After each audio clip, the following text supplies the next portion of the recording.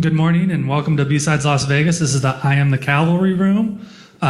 This is the kickoff panel with Josh Corman, Beau and Keren Elazari. They founded Elazari. I'm sorry. They founded I Am The Cavalry. These talks are being streamed live, but we can turn off the camera if we need to. I know we did that last year sometimes in this room. If you have a question, please raise your hand and I'll bring a microphone over to you. That is partially for the people watching online and on the recording so that they can hear your question. As a courtesy to everybody else, please turn off your cell phones or at least set them to silent. And before we get started, I'd like to thank our sponsors, Versprite, Protivity, Tenable, Amazon, and Source of Knowledge. It's in their support that makes all of this possible. And with that, let's get started. We have Josh Corman, I think, kicking us off. Thank you for coming. We have a little bit of a delayed start, in part due to the fire alarm, but in part due to Josh. In part due to me. So we're not gonna use slides. We're gonna get through some just framing in case this is your first time here, and then a quick recap of some of the highlights from the last year, or at least the journey from. We were born 4 years ago here on August 1st. So since we're a little phase shifted, give yourselves a round of applause for turning 4 years old. Almost. So I'm Josh Corman. I'm one of the founders. Nick Prococo was the co-founder. He's not here today. We hope to get him here tomorrow. And Beau Woods was, essentially a founder. He was on a different stage at the exact same time talking about how to be a digital vagabond and do the least amount of slacky things while making the most amount of money in the coolest places in the world. And but as soon as he committed to the mission, he's been an MVP throughout. So Beau is essentially a founder as well. And we're going to introduce Keren as well, who's one of our most enthusiastic and passionate empowerers we know. And clearly she's wearing a Wonder Woman costume. She is a superhero.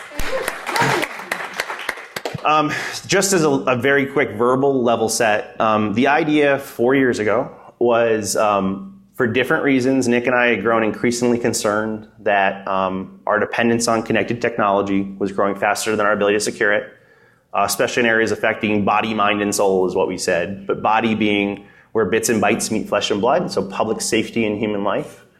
Because those kind of failures, unlike credit card failures or loss of intellectual property, those kind of failures will trigger a crisis of confidence in the public, will harm people, will cause a hit to GDP, will compromise civil liberties, et cetera. So body was public safety, human life issues. Mind was, Nick was having nightmares about the increased criminalization of hacker and technical skills, and actual nightmares.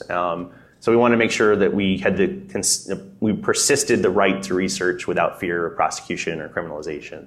And soul was, my notion as a philosopher, I guess, I was worried about the relationship between technology and the human condition, how we treat each other, how social media has a dark side, how social contracts were changing, the rise of hacktivism and direct action online and cruelty.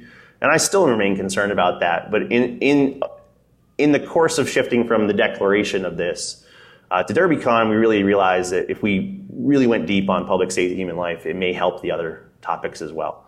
But the goal was, we believed that if you looked around for the adults in the room, if you went to government and tried to tell them what you were worried about, we kept looking for someone to save us. And there wasn't anyone. We found there weren't any adults. And we even brought 5 hackers into Fort Meade for 2 days before the cavalry. This is kind of part of the cavalry genesis story, but we thought if we can get the right message to the right decision makers with the right amount of power, they'd fix these things. And we found that they couldn't, or they wouldn't, or there wasn't political will, or there wasn't a public appetite. And it was really demoralizing. And in that moment, we said the cavalry isn't coming. No one's going to save us. And we wallowed in that for a couple months. And then it dawned on me through some personal things.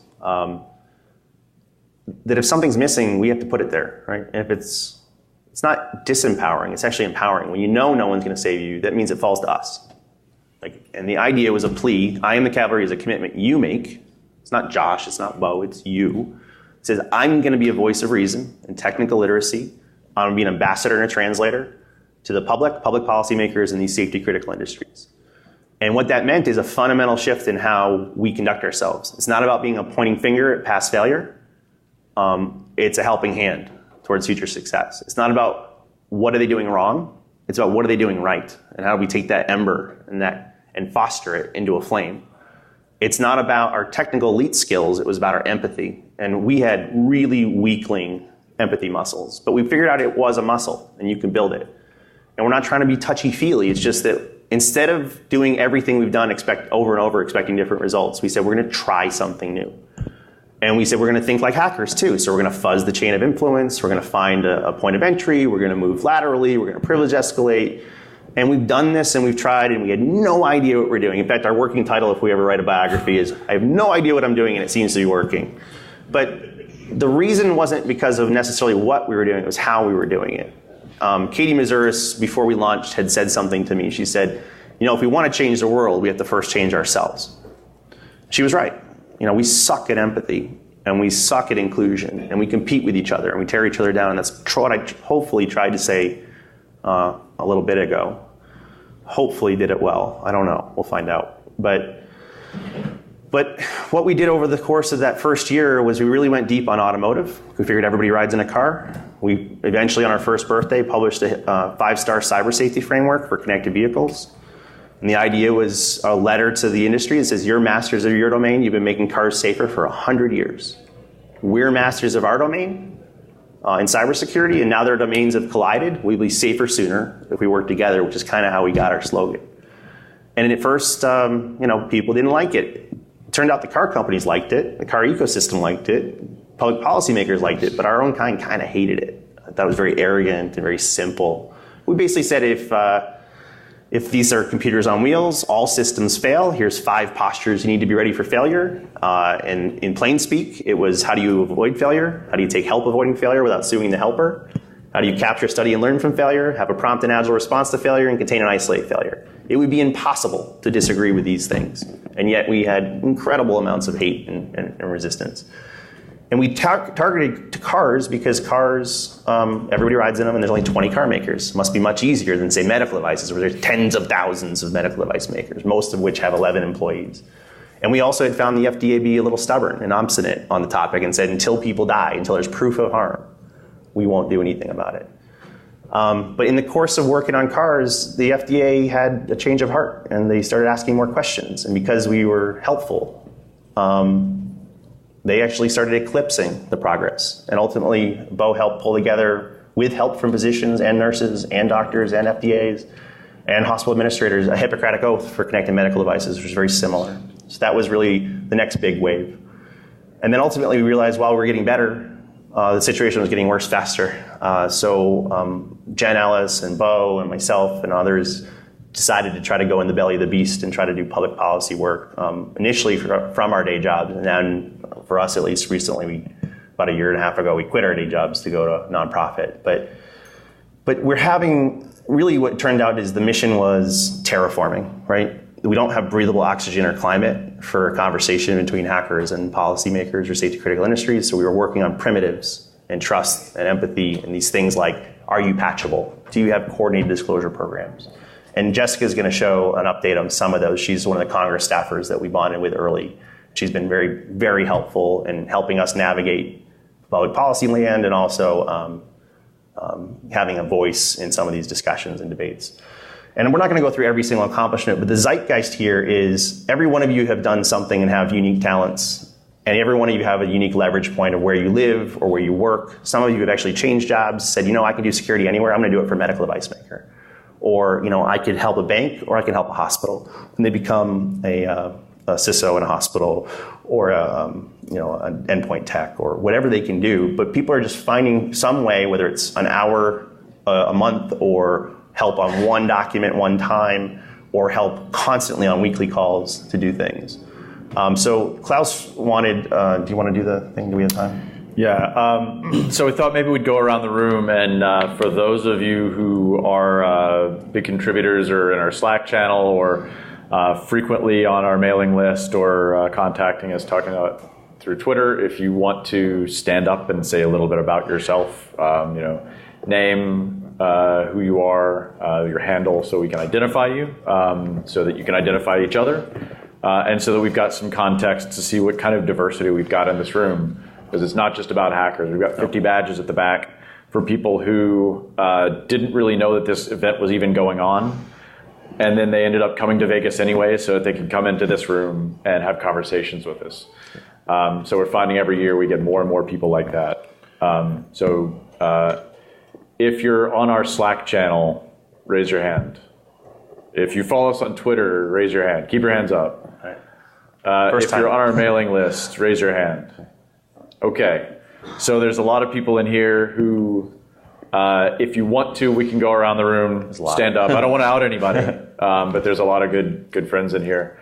And I'll maybe start with myself. I'm Beau Woods. I'm not creative, so I go with the handle Beau Woods, or at Beau Woods when I'm feeling very creative. And I am one of the core contributors to I Am The Cavalry. Keren, do you want to stand up next? Yeah. I'll call you out. Okay. You're already on the schedule, so. Yes, I am. Hi, I'm Keren. I'm Keren Elazari. I'm from Tel Aviv. I'll be talking to you in a few minutes. You can find me online as K3R3N3, which is more creative use of the number 3 to represent the letter E. And I'll be speaking to you later. Bye-bye. Chris? There's a feedback. There's a feedback. I have to go from here. I'm not sure if we're going to do very fast on the mics. Yeah. Hi, Oh, good. I'm Klaus. Klaus. I'm also not very creative. My handle is Klaus Homan on Slack and on Twitter. I live in Luxembourg in Europe, have been trying to build a European chapter or a group of European volunteers to try to replicate the work being done in the US, in Europe. Audie? No. This might take an hour. Chris, nice. Hey, Chris King, handles Armengar. I live in Washington, D.C., and I'm passionate about car security. I work for a big ICS vendor, trying to change things from within. So that's me. Daniel? Hi, I'm Daniel Beard. I'm a co-founder of Promenade Software. We do medical device software, so all the software that's in your medical devices, working with a lot of those companies he's talking about that are under 50 people, which is most medical device manufacturers. They have no idea. Anyway, come on, don't be shy. Hi, my name is Guy Barnhart. This is my first time here at DEF CON summer camp and here in this room specifically. I do embedded devices security for automotive, for different microcontrollers. Recently started working for Intel for the pen testing group. And run the BSidesLV web challenge. And I do CDX for BSidesLV. Hi, I'm Trey Forgety. I'm Director of Government Affairs and Information Security Issues for NINA. We're the 911 Association. We represent all of the public safety answering points that take your 911 calls. And we have colleagues around the world that handle like 112 in Europe and so forth. We work with them as well.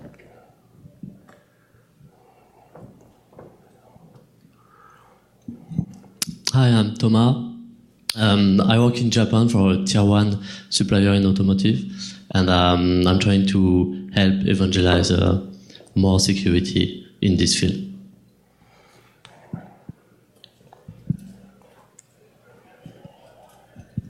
I'm Brittany, handle Straith. I'm a researcher at the University of Waterloo, and I do robotics research, so checking to make sure your robots can't be used to social engineer you.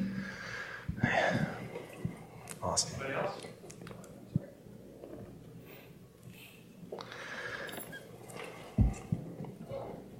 Hi, my name's Chris Bitza. It's just CBitza, at CBitza, and I'm very quiet on Twitter. I'm also very quiet in the I Am The Cavalry group. I pretty much just, I'm a listener. But I work for a medical device manufacturer, so as we talked about, trying to change it from the inside. Doug, come on, Nue. Anytime you can actually understand a picture of ours, it's because of Nue. Yeah. Good morning, I'm Bill Arts. Starting July 1st, I am the Deputy Director of Archimedes. Some of you may be familiar with that. It's a medical device research center at the University of Michigan led by Professor Kevin Fu. Prior to that, I was, like Chris, I was the Global Director of Product Security at a major medical device manufacturer. Helena. Hi, I'm Jeren. I'm a nurse from Holland. and I'm glad to be here. And I try to make everyone aware about insider treats and the problems we have in the healthcare that no one wants to see. And thank you, everyone. Oh, yes. Hi, I'm Nina. I own the biohacking village at DEF CON. I work on electronic medical records. I'm a biomedical engineer / healthcare information security researcher. That's awesome.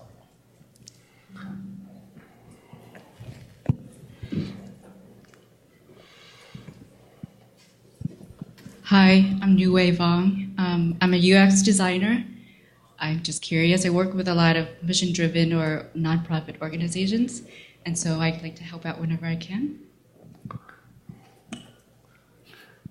In addition to that, moral support when I'm in DC. In the back. Hi, I'm Audie. I work in the healthcare system in cardiology, and I do imaging and informatics and manage servers that relate to cath lab and invasive and non-invasive cardiology. So. All right, any more? Going once. Going twice. Oh, up front. All right. Here we go. Noticing a strong streak of medical. Last year was a very intense medical year, but we definitely cover a lot of topics. Hi, I'm Yair Silbermans, Mr. Glass on Twitter, Slack chat, etc. I'm a developer working at a startup in New York, and I'm trying to evangelize to other developers, as well as help out with codes if anybody needs stuff here. Yeah. Before we hand off back to the other guys, just to punctuate this, we didn't know if this would work, but and hopefully Suzanne will share some of this throughout today and or tomorrow. But we told everybody in the kickoff video, and if you weren't here, please go back and watch it. It's more true today than it was when we first said it. We just didn't know how right we were. One of the things we said is people will have to die first, right? And I wanted to be honest with the whole room that that's just what's going to take. And the more times I've told this, the less personal it sounds, but because we focus on the empathy and the trust with people like Suzanne, and because she's incredibly brave and did things that were potentially risky or unpopular within a federal agency, and trusted us, we trained each other, and we used this whole of community kind of approach. And because of how we got them past some of their questions where they were stuck, ultimately Billy Rios had found a flaw in a Hospira bedside infusion pump. It doesn't matter what manufacturer it is; everybody has flaws. And he had said, "I'll give you a calendar year to fix it before I report." In the course of that calendar year, somebody else found the same flaw and just published it. And part of the wake-up call for the FDA was, wait a second, if we make it hard for someone to do the safe thing, we may be buying time for someone to do the unsafe thing. And even the other guy that found it wasn't trying to be unsafe, but it was a serious issue. It's one of the most common pumps in hospital rooms in the world. And it had an unmitigated pathway to harm. So while the prior standard of care was you need to have proof of harm, actual loss of life directly connected with forensics to a hacking event in the wild. And since the lead time for devices is about 6 years best case from when you decide to make it through R&D, development, clinical trials, pre-market approval, and getting into the field, if we waited for loss of life, that's 6 years of exposure after we know it can kill people. So because we focused on trust, a week before DEF CON, that year 2, right before her second birthday, they decided to do the first ever recall or safety communication in history because there was an unmitigated pathway to harm and that was sufficient to trigger corrective action in cyber. And then later, last January, they codified that guidance in the post-market guidance, and then basically, to encourage better behavior, they created a carrot-shaped stick that essentially said, if you have a coordinated disclosure policy working with third-party researchers and acting in good faith, and the bug they find is not actively being attacked in the wild, and you can mitigate it in 30 days and fix it in 60 days, then you don't have to go through a regulatory action. So you don't have to work with researchers, but you'd be an idiot not to. And this clever hacking on the part of executive branch government employees combined with our approach, we got in front of this. We didn't have to wait for anybody to die. Now, we're still losing life, and we're going to lose life. But the audacity of this idea was, if we lean in and if we do this terraforming and if we build the scaffolding, then when the bad thing happens, maybe we can dampen the harm. But we exceeded our own expectations because doing the right thing the right way got them to an inflection point without any proof of harm. And that's the mission to replicate, not just for medical, not just for hospitals, but for autonomous vehicles, high-speed rail, maritime, aviation, smart cities, industrial IoT. And the thing is, if you were waiting for that inflection point, it just happened in the last few months. WannaCry took out manufacturing plants for car manufacturers. NotPetya destroyed systems in critical infrastructure, which could constitute an act of war once they finally decide whether or not they want to do attribution. 65 hospitals in the UK in a single day. So I think that groundwork was absolutely critical. And if you've contributed before, thank you for helping us get to a position where we might be able to blunt some of these harms. And if this is your first time here, you're coming in at a perfect time because we've done a lot of the brush clearing. Now we need your contributions to do this. So I'll shut up now and let Beau and Keren go. Yeah, so we've got a lot of stuff packed into the next couple of days in here. We don't expect that you will all sit in here 8 hours or 10 hours a day, both days. But if you do, that's great. If you don't, it'll be on video.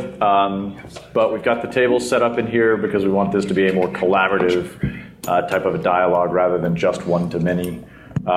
Today we're going to have Keren go up next. Then we'll have the break for lunch. After that, we'll come back here. And Jessica Wilkerson, who's a congressional staffer on House Energy and Commerce, will do an overview of public policy of things. The last maybe 18 months or so in DC and what's come out of the executive, the legislative branches that affect Internet of Things and cyber safety. A lot of that will look similar to things that you might have heard here first. That might not be a coincidence. Jessica, as well as others who have heard these types of messages, are really, really excited about it. Then we'll have a panel discussion, Feds Hard Hackers.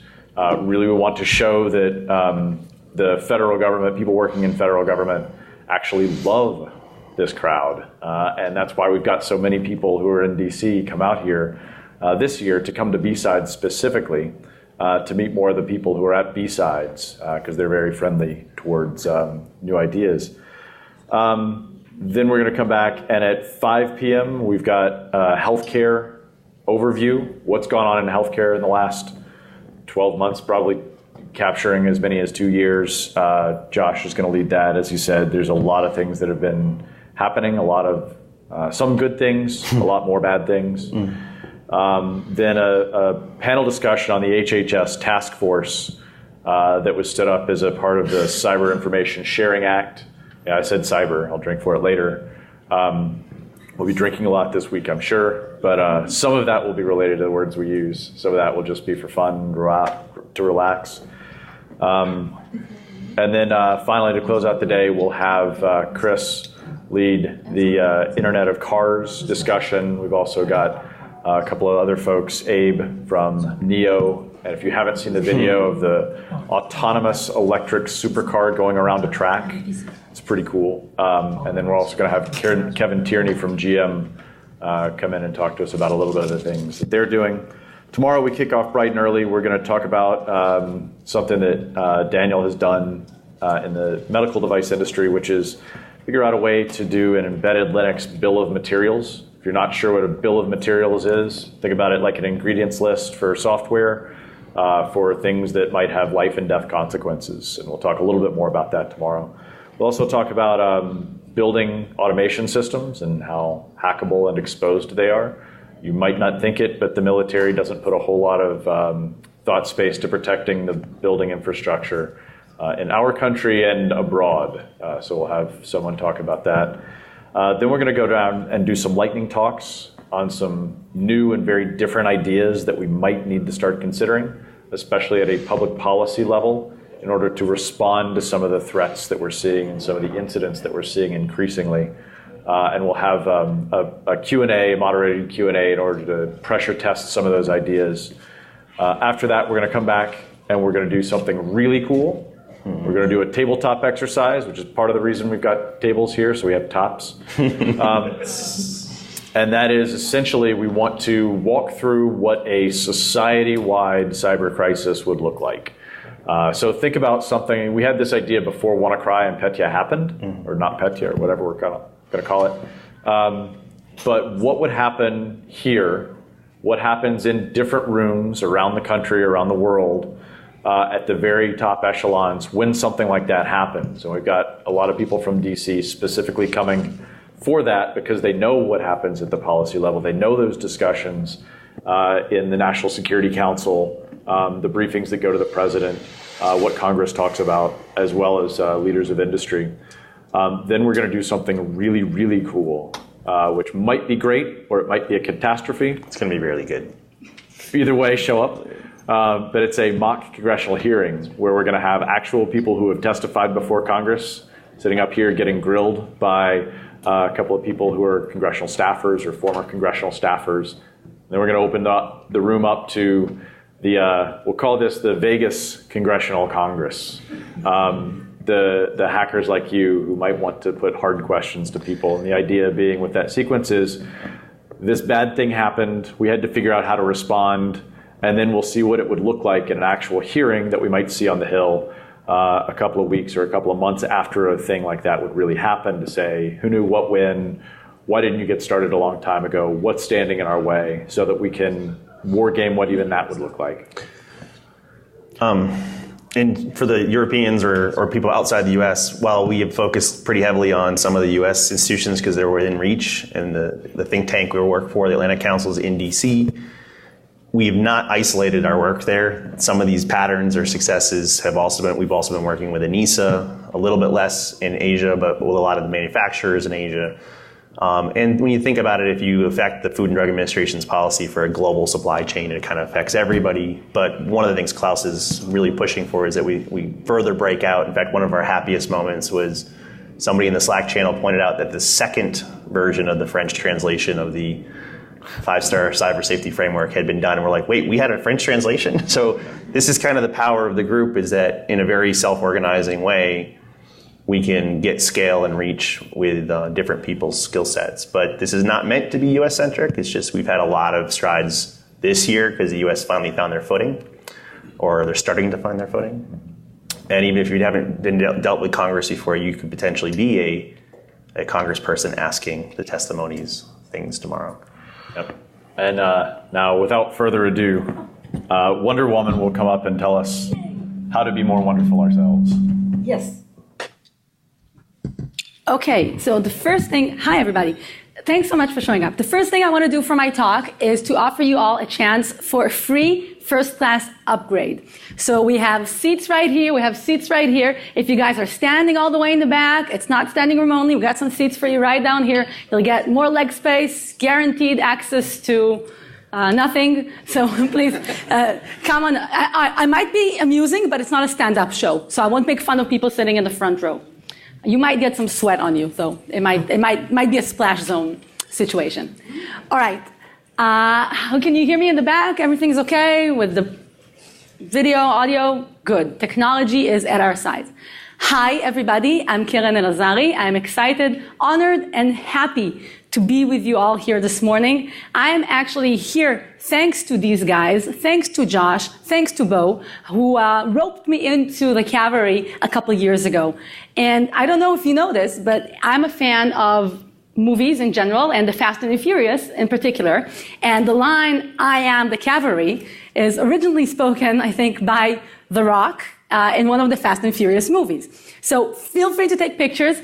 If you guys get into trouble with The Rock for taking his picture, then I'm going to ask my pal Gal Gadot, who is Wonder Woman. You might know her as Wonder Woman, and she's Israeli supermom and actress Gal Gadot, to come to my rescue.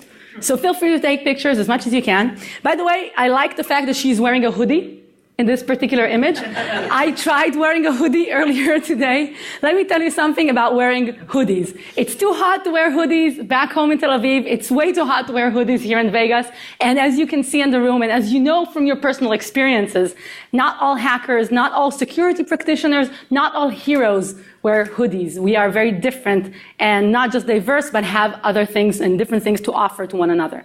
I also run B-Sides in Tel Aviv, so if y'all looking for a reason to come enjoy more B-Sides fun in the sun in the Israeli Mediterranean region, come on out. We usually run in June, towards the end of June, so stay tuned for the CFP for that. We have a few BSidesLV speakers and team here in the room, and a couple of them walking around with BSidesLV red shirts.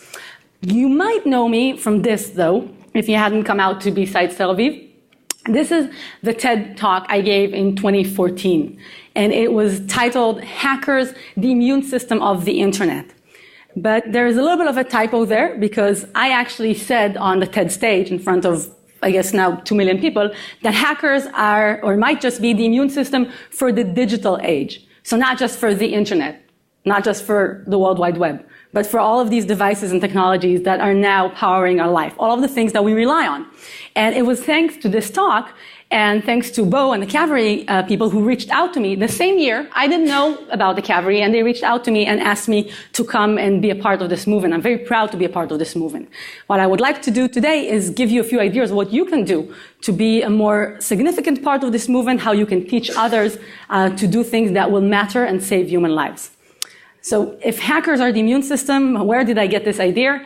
2013, I was deeply, deeply inspired by our late friend Barnaby Jack, who, if you don't know who Barnaby Jack was, he was a security researcher, and one of the things he became infamous for was not just hacking an ATM over at the Black Hat event on stage, but also hacking an embedded insulin pump with a radio antenna, and demonstrating the capability to remotely dump any remaining insulin in the reservoir of this device. This was conducted, if I'm not wrong, already 5 years ago, something along those lines, 5 years ago, and it was a proof of concept demonstration. But it really got a lot of people's attentions. Here's the thing, it very much inspired me, and I honor the work that he and other researchers do. Barnaby said that sometimes it's up to hackers to demonstrate a threat so that we can spark a solution. I agree. I try to embody that same message, but with that in mind, demonstrating a threat is no longer enough. It doesn't necessarily spark the solution. We have to start designing the solutions. We have to start helping build the solutions. And this is what I hope this year at Am The Cavalry, in these 2 days and its specialized track, we will really focus on not just showing, poking fingers at things that are vulnerable and saying, hey, here's the vulnerability, but hey, let's do something about it. Here's a solution. Here's an approach. Here's a technique that we developed back home that has worked, make this device safer, or this industry sector, if it's a medical industry, medical device industry sector, or the automotive industry, there are things that we can learn from Cavalry members and from outside of the Cavalry to build on and make more significant impact. So the Cavalry needs you, not just to be cool and have a mustache and compete in DEF CON competitions for mustaches, but also to come up with solutions. Demonstrating threats is simply not enough. Yes, it gets people's attention, but we've been doing that, or security researchers have been doing that for a few years. Brave and bold people like Barnaby Jack, and like many of the people that I will mention today and that Josh and Beau have mentioned earlier, yes, they're demonstrating a threat. It's not enough. We got to do more. So with Am The Cavalry, you have opportunities to influence areas that are really critical for safety. That means medical devices, that means automotive, that means connected devices in homes, like smart homes, and it also means infrastructure, things that are really fundamental around the world, things that are evolving a lot faster than the capacity to defend them. So even if you don't see a current area of focus right now within Am The Cavalry that you find, that you relate with, that doesn't mean it can't be a part of that effort. That doesn't mean you can't start your own meetup or group or Slack channel to focus. If, for example, you're really curious about safety of trains and that kind of mass transportation system, this is an area of focus that you can start a conversation on and help people learn more about it. So it doesn't need to be like a top-down, list of topics, which are the only things the Cavalry will work on or make a difference in. Yes, these are the medical device field and the automotive field has been really in the focus of the work of the Cavalry and the impact in the past few years, but doesn't have to end there. In fact, it will have to go way beyond that scope in order to make more significant lasting impact, in my opinion. This is Jay Radcliffe, who has been mentioned, I believe, earlier this morning. I don't know if he's in the room. Jay is a Cavalry member. He's a medical device security researcher at Rapid7, and he is also a diabetic patient himself. Last year, he was at the I Am The Cavalry track and meetup. I think he also met with Suzanne Schwartz and the people from the FDA, and he met with the people from Johnson & Johnson, who are the company that makes the device that he relies on every day. So when he found a vulnerability, a very dangerous vulnerability in the device that he relies on for his life, he was able to communicate with I Am The Cavalry, with the makers of the product, with the FDA's blessing in a way. I hope I'm not misconstructing their blessing. Is that fine to say that? I'm not a Fed. I'm far from that. So, by the way, don't sue me, but if you will, I got a fierce lawyer in the room right here to protect me. She's also my sister. So watch out. Elazari 2.0. By the way, she's got a great talk later on tonight, 7 p.m., 7:30, about bug bounty programs and the legal risks to researchers. So that's complementing to a lot of the things we're talking about here as well. When Jay made this research available with the FDA and with the company that makes this product, he was able to get a solution out there into the world a lot faster than in any other capacity or way. Definitely a lot faster than if he would just show up at Black Hat or DEF CON and give a really cool, really snazzy demo that would get everybody's attention. I think in order to get the FDA's approval to conduct a software update for something like this, to solve a life-threatening bug, that really is a safety-critical process that needs to happen in rooms like this with conversations, face-to-face, and not just on a Black Hat demo stage. That's what I feel anyway. This is Mary Moe. She is a professor and a researcher from Norway. She's also a member of the Cavalry, and she's also focused on medical device security. And it's not by circumstance or by coincidence. She has a medical device implanted in her body as well. So she has a pacemaker. In the past year or two, she's been focusing research on this very critical area. So Cavalry members and researchers, we're not just poking holes at them, demonstrating the problem. We are not just going to be a part of the solution. We are also the patients or the people driving the cars or using the devices which are at risk. So we really have, I think we should all feel like we have a lot of skin in the game. This is another fantastic effort that is being done by Craig Smith, who is not here, but will be at the Car Hacking Village at DEF CON. And the Car Hacking Village at DEF CON is going to be pretty rad this year with lots of different cars. He wrote this book called The Car Hacker's Handbook. He shares his knowledge, which is exactly, I think, what Josh spoke about this morning. It's not just one person who's going to be the expert on everything car hacking. It's going to need a lot of people who are experts at car hacking and security of medical and automotive devices. So he's doing that. Speaking about cars, in 2015, I believe, Mark Rogers and Kevin Mafety, I hope I'm pronouncing his name right, gave this really awesome talk at DEF CON about hacking the Tesla Model S. And I hope we have some friends from Tesla here in the room with us. I know that some friends from Tesla were in the room when these guys gave a talk. And Tesla reached out to them, and they really appreciated the research and everything that they had done in order to show problems with Tesla, which is, the Model S is their flagship product. Mark and Kevin described hacking the Tesla Model S as the Hacker Olympics, because it's hardware, it's software, it's embedded systems, it's radio, it's navigations, it's infotainment. There's really everything. Like, maybe you could figure out a way to do some social engineering research in there somehow, thinking about the UI and things like that. So these areas of security research that the Cavalry is focused on, they're not just writing secure code or applications or crypto. There's a lot of different things to be done. So if you find something that is of interest to you, or if you feel like something needs to be done, there is so much work that can be done even outside of what these people are doing. And it shouldn't be enough for you. If you think, oh, this guy already did a talk about car hacking, so we don't need another talk about that. We might not need another talk at DEF CON, but we do need more research. We do need more solutions. We do need more conversations in rooms like this.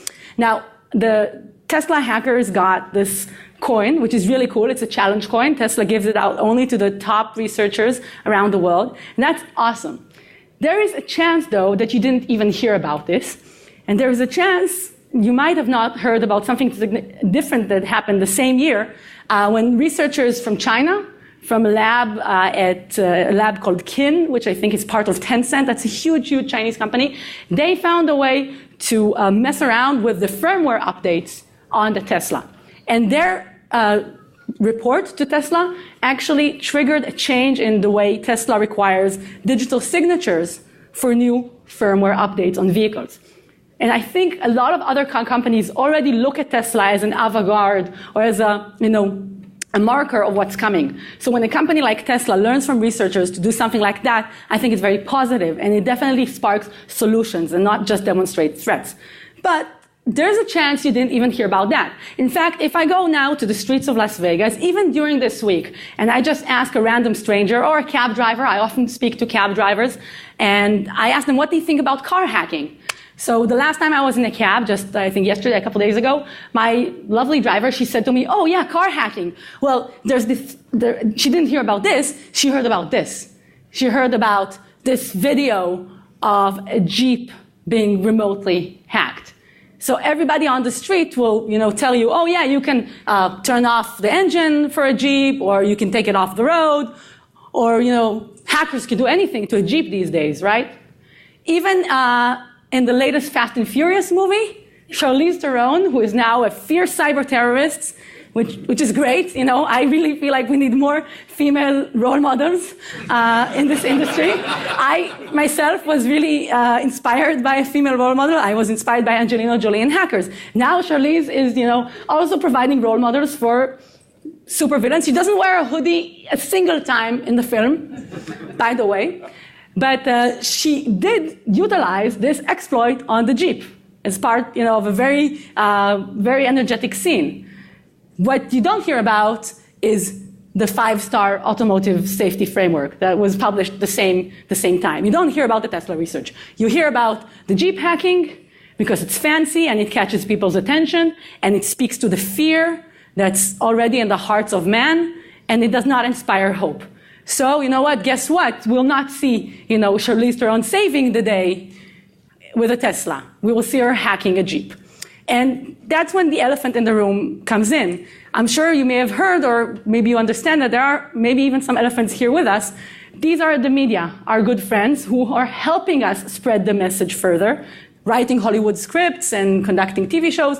But guess what? They really love it when hackers run a circus show for them.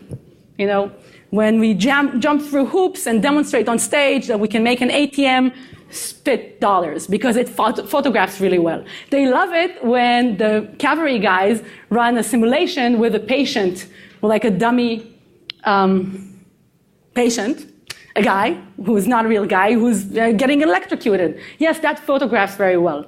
But it could also really scare people. And when we are conducting security research, or when we're trying to spark solutions, we really need to be really intentional, I think, not to deviate into the realm of stunt hacks. Because these stunt hacks, yes, they're very provocative, they get a lot of people's attention, they get the public speaking about things, but they can also really derail a conversation and prevent some of the solutions that we're trying to build here in the room. They also really harm public trust. So I really like Charlie and Chris, who did that Jeep hack in 2015. And I mentioned them in a lot of my talks. But I also think there was a lasting impression in the public that car hacking is all about, maybe a particular car that could be hacked, a Jeep, or that anybody could hack a car. But it wasn't about the solutions. It wasn't about the security research that's being done to prevent it. It wasn't about the 5-star automotive platform. So we have to do better, I think, at this. And finally, when I'm talking about stunt hacks, a lot of the times, they really uncover very basic universal issues. So while you're doing like a fancy demo, doing like some fireworks on stage, or, recently I saw something really cool in the ICS area. I saw a Siemens and Honeywell industrial control system rig, mated, like Siemens and Honeywell, two vendors, you never see that together, used to make cocktails. It actually made me like a great vodka grapefruit cocktail. That's really awesome.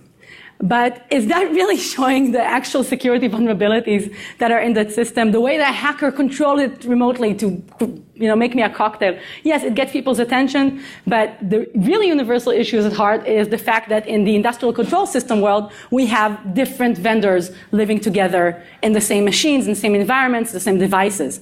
And so those are some of the major risks that we need to look at, not the fancy cocktail that comes out at the end. So what are some things that we can do? And I would refer to Beau to know if I have some more time. We're almost out of time. Okay. Probably have maybe 2 more minutes. 2 more minutes. Okay. So what are some things that you can do in the next 2 days? What are some things that you can think about as you think about your role in the cavalry, how you can get others involved? Trust and safety are our goal. It's not about protecting our little piece of turf, like I'm the car hacking expert or I'm the voting machine expert or whatever. It's about getting more trust, more safety in these devices for more people. So it's not about protecting secrets or Facebook passwords or credit card numbers. It's about trust and safety, the public safety, public trust in technology. Media and public opinion really matters. So how hackers are portrayed in the media is a big part of it, but it also falls to us. When we conduct a demonstration, when we talk about security research, we have to be really intentional, not to spread fear, but to also offer some hope, some optimism, some ways for solutions, not just demonstrating threats and striking fear into the heart of mankind. We really got to be intentional fixing some things fast, because I think, as Josh mentioned, threats to human lives are happening right now. This is not it's not a drill. This is actually happening. I'll skip some of this part. I want to talk about connected toasters, but this is a website, the Atlantic magazine created like a demo of a hackable toaster. Yes, somebody could root your toaster. Not to spy on your bread making habits, but to make it a part of a botnet. And we all saw this with Mirai, with the Mirai botnet in 2016, and it wasn't just that. But here's the positive stuff. The FTC has a sort of a bug bounty or sort of a competition for IoT and connected devices, and what they're focusing on is one thing which is really critical, which is how do we get firmware updates or software updates to these multitudes of vulnerable devices. You all know Shodan. I don't know if you know this site. It's got some cool hacks for home devices. So if this is an area you want to explore more, it's called Exploiteers. It used to be the Google TV hacking crew. Build It Securely is another fantastic resource I hope will be mentioned throughout the day for IoT security. I wanted to talk a little bit very briefly about ransomware. So the idea of ransomware for devices has been out and about for a while. This is a thermostat. It was a demo right here at the DEF CON last year. But as we know, ransomware now really significantly impacts hospitals. Kim Zetter from Wired wrote a great piece about why healthcare is going to be really impacted by ransomware, because people will pay.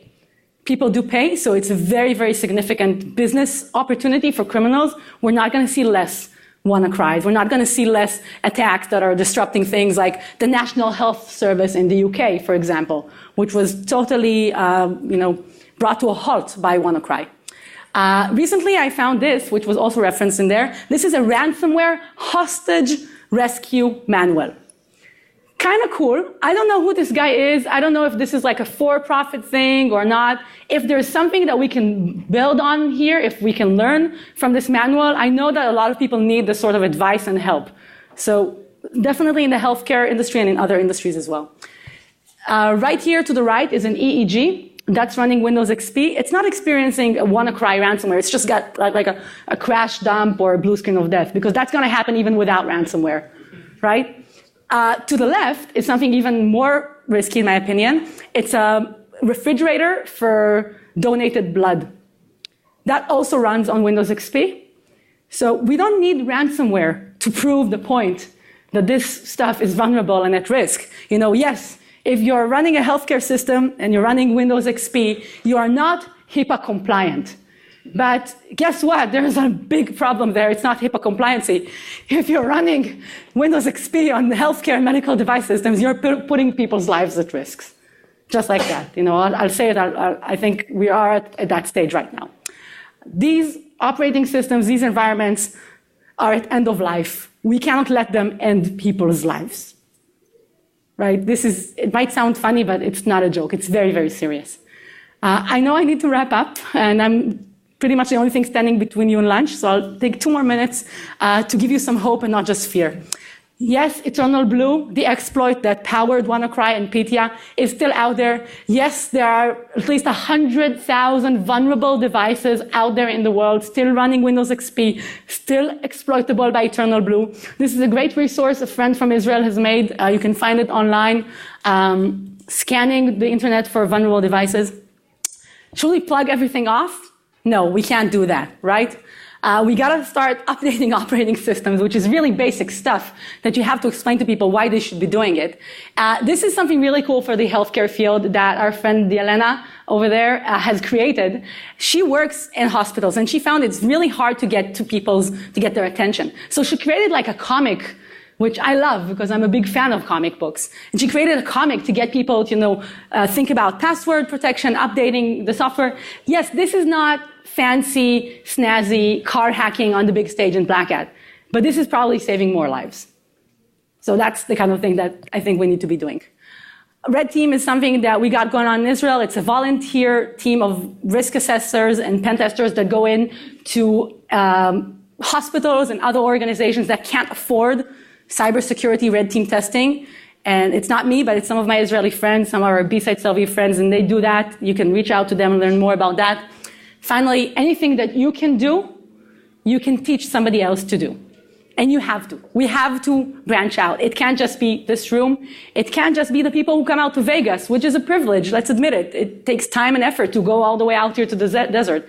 We need to get more people in Europe, in Asia, in Latin America, all over the world.